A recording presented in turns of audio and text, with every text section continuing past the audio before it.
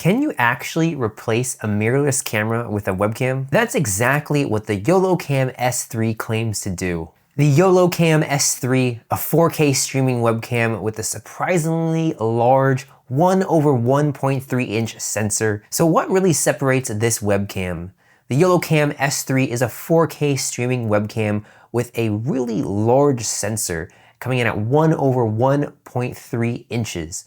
It also has PDAF autofocus and creator focus software tools that you can use to adjust DSLR-like settings. So I'm going to show you what this webcam does well, where it falls short, and help you decide if this is a webcam that you should pick up. Okay, so let's do the unboxing of the YoloCam S3.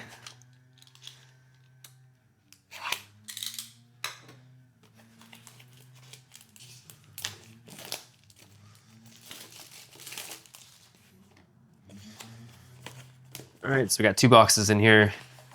Take those out. Okay, the first box. Get 2 more boxes. All right, I picked the right one. We got the webcam in this one. Oh, that is nice. That is nice. Feels really high quality, that beautiful lens. Then we have the magnet areas. This is really nice. And of course, the USB-C input on the back.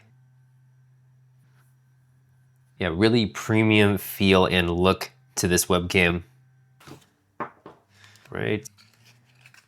Okay, and then we have the base.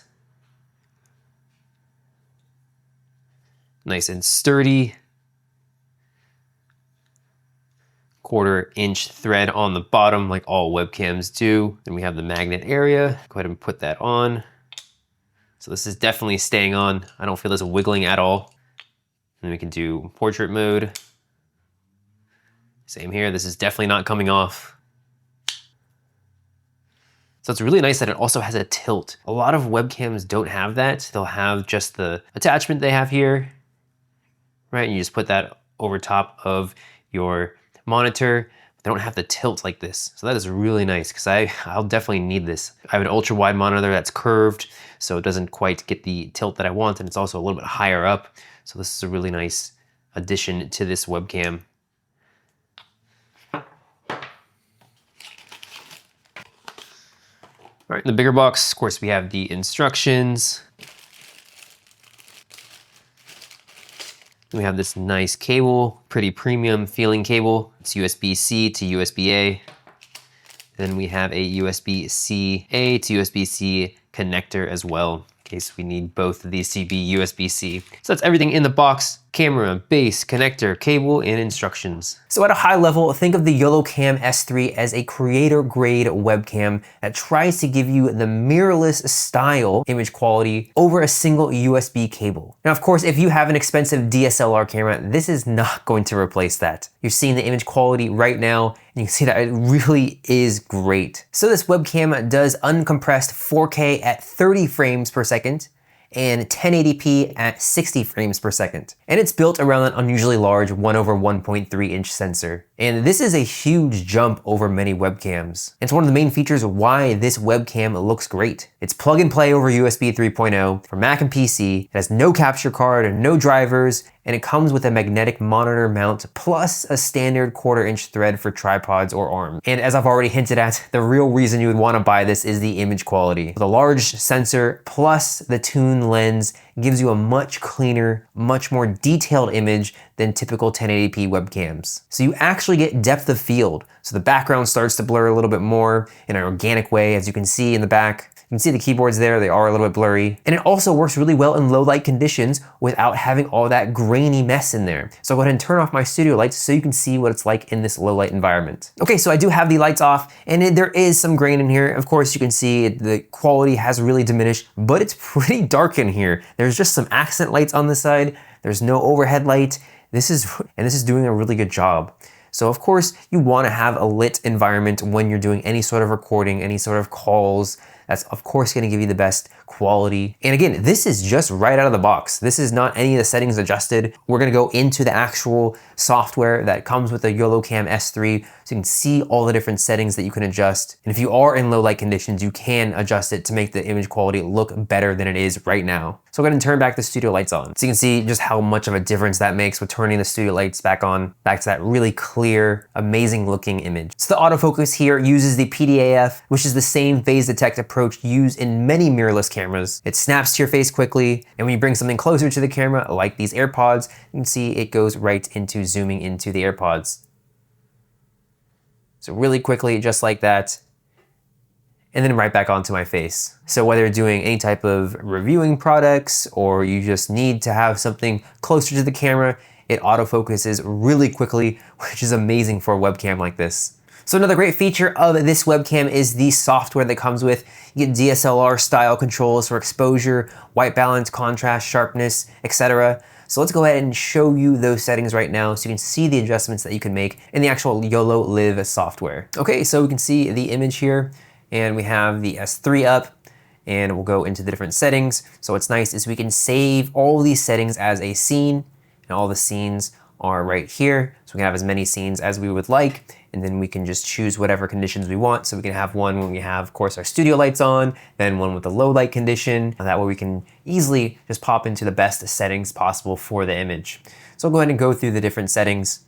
So we'll start at the top here, the video setting, of course, the orientation, have 9:16, 16:9, and of course we can rotate the actual webcam. There are magnets on the sides as well, that way we can just have the camera in portrait or landscape mode. Okay, and then we have the frame rate here that we can adjust. When we do use the 60 frames per second, it does go into 1080p, so just keep that in mind. And then the image setting, where we can adjust the different sharpness, contrast, saturation, as well as the DR. So I found that this camera is already pretty sharp. You can jack up the sharpness here. It's a little bit too sharp.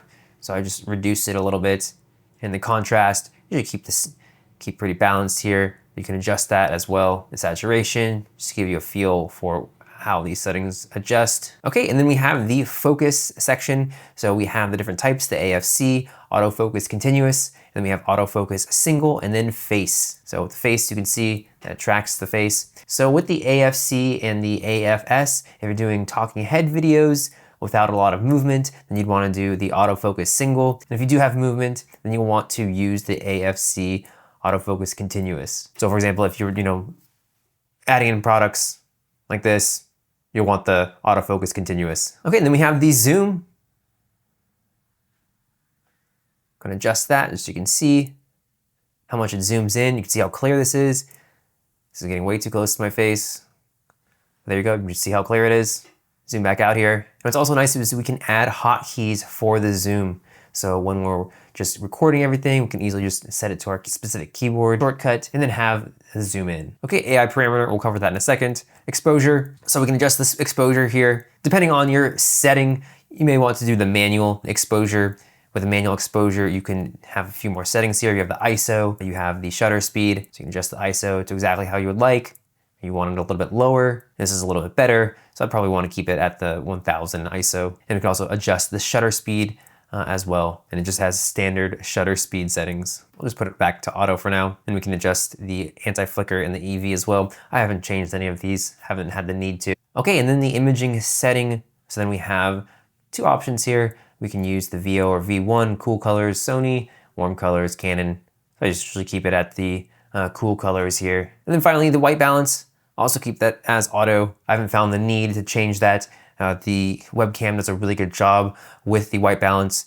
So you can, with the auto on, you can auto lock this, and you can also change the blue offset difference here, and then the red offset as well. So if you need to make fine tune adjustments without having to get too in depth, definitely the auto is the way to go. In the manual, then you just adjust it completely how you see fit. But again, I haven't had any need to change these. So you can change the white balance, the tone, and again, the blue and red offset. Okay, and then the AI parameter, so we can go ahead and start that. That just makes adjustments to the imaging. So you wanna have your scene set and you wanna be still, and then it'll go ahead and process the image. Go back to auto. So those are all the settings that you can adjust. And again, you can just save this scene and it'll appear in these scenes, and you can have multiple scenes. Okay, and then the imaging setting. So then we have two options here. We can use the VO or V1, cool colors, Sony, warm colors, Canon. I just usually keep it at the cool colors here. Okay, and then the AI parameter, so we can go ahead and start that. That just makes adjustments to the imaging. So you wanna have your scene set and you wanna be still, and then it'll go ahead and process the image. So we'll do confirm. Okay, and then we get a couple options here, our preferred brightness. So one that's less bright right here, confirm. Okay, and then choose our streaming image style. I think I like this one a little bit better. Confirm, and now we have it set up. So if we just want some quick brightness, color correction set, we can go ahead and use the AI parameter. Although I usually don't use the AI parameter, but that option's available to you.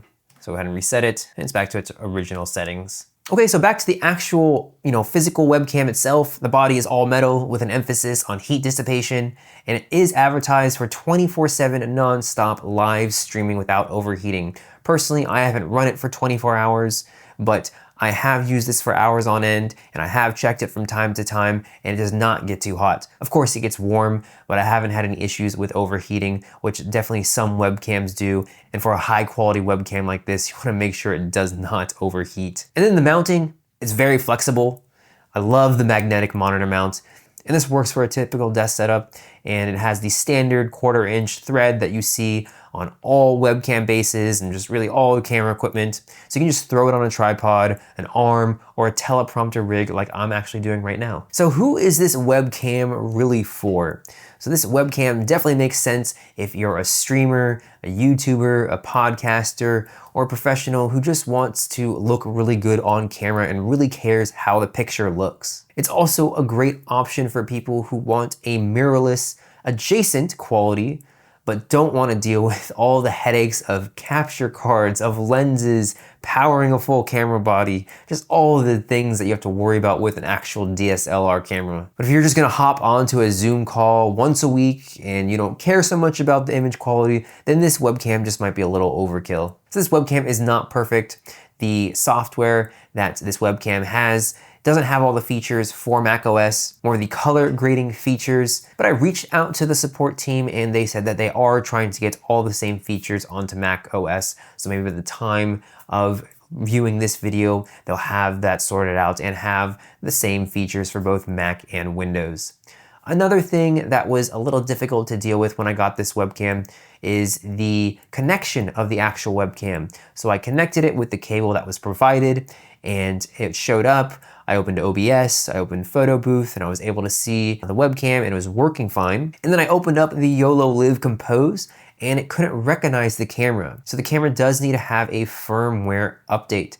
And in order to do that, I needed to use a different cable. I reached out to support and told them I followed the different recommendations for trying to get it to work, and they didn't work. I had a Windows computer that I hooked this up to and it still didn't detect it.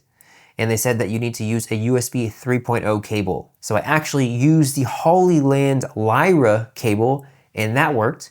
And then I was able to do the firmware update and then it was able to work with the cable. So again, you will need to do a firmware update, and it was a little annoying having to reach out to support for that. You of course just wanted to work right out of the box with the cable that they provided, so that was a little annoying. Another thing that could be improved about this is just having a closure for the camera, a physical closure. Something like the 𝗕𝗘𝗙𝗦𝗪 has a little closure. You can just turn the outer ring of the camera and it'll close. However, there is a feature in here. If you go to the settings, you can have this always on when not in use, turn that off. And what this will do is it'll turn off the webcam after your software, your OBS, anything that's using the webcam is closed. The camera will turn off after 1 minute. But it would be nice if you just had the actual physical closure of the lens. So that is the YoloCam S3, a creator grade webcam with really impressive image quality as you've seen, but with a few quirks like the macOS software not having all the features and the issue with the firmware update and the software not recognizing the camera. So is this a webcam worth picking up? Absolutely. This is going to replace my DSLR camera. Again, it's not better than a high-end DSLR camera, but just as you can see, the image quality is incredible, and I'm going to be using this for all my content creation. YoloLive really nailed this webcam. I love the autofocus, I love the magnetic base, I really like the software that it has, and it's just really a complete webcam that I'm gonna be using all the time. And it's definitely one that I would recommend picking up.